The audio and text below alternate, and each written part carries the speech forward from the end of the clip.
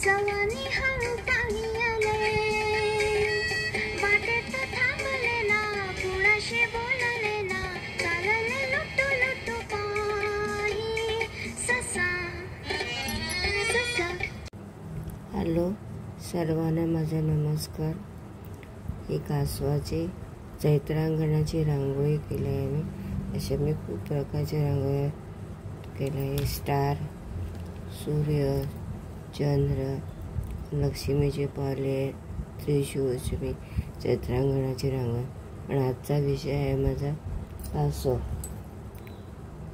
मी लहान असताना एक कहाणी ऐकली होती, ती म्हणजे slow and steady wins the race. म्हणजे आपला कासव जिंकलेला असतो दोघांच्या सरवतीमध्ये, कासव आणि ससा. आणि खरं म्हणजे ते आजही त्याचप्रमाणे आपण जगलो तर खरं म्हणजे आपलं आयुष्य सुंदर जगू शकतात.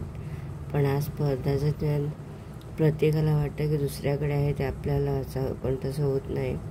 स्लो अँड स्टडी म्हणजे आपलं जीवनात म्हणजे आपलं जीवन सुंदर असं जगू शकतात आपण. मला माझ्या लग्नाच्या वेळी मला मैत्रिणीसुद्धा एक पितूळचा कासव दिला होता, पण त्यावेळी मला कासवाची एवढी माहिती नव्हती. म्हणजे आपल्या धर्मात त्यातल्या इम्पॉर्टन्सही माहिती नव्हतं ना. मी ती कधी घरी लग्नानंतर आणली नाही आणि नंतर ती मला मैत्रिणी कधी भेटली, मी आईकडेच ठेवून दिली. पुराणापासून सुरुवात होते. म्हणजे भगवान विष्णूचे दशावतार. दुसरा अवतार म्हणजे कूर्म अवतार, म्हणजे आपला कासव. मंदिरामध्ये देवाच्या गाभाऱ्याबाहेर कासव असतं, देवाच्या मूर्तीसमोरच असतो.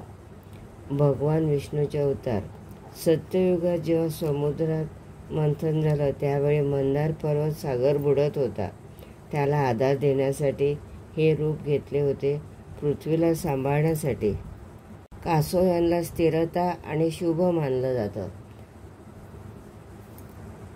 त्याच मंथनातून अमृत आणि लक्ष्मी देवी प्राप्त झाली.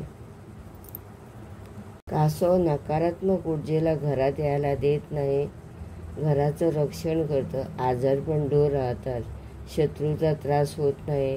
स्थिरता, शरणागती, वात्सल्य, समृद्धी, दीर्घायुष्य, कितीतरी गोष्टीचे कासव आपले प्रतीक आहे.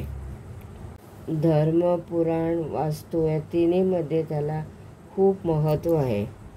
हे लोक रांगोळी काढतात दारात पॉझिटिव्ह येण्यासाठी, पण आजकाल सगळ्याच जण बिझी असतात. म्हणून आपण अशा मोत्याच्या रांगोळ्या करून ठेवल्या तर आपण दारासमोर छोटासा दिवा लावून अशी रांगोळी काढू शकतात. आपण घरात समोर काही लोक पाण्यात उठतात, म्हणजे अर्धा पाण्यात, म्हणजे दोनही स्थितीत कासवाला राहण्यात शिकलं पाहिजे असं त्याचं आहे.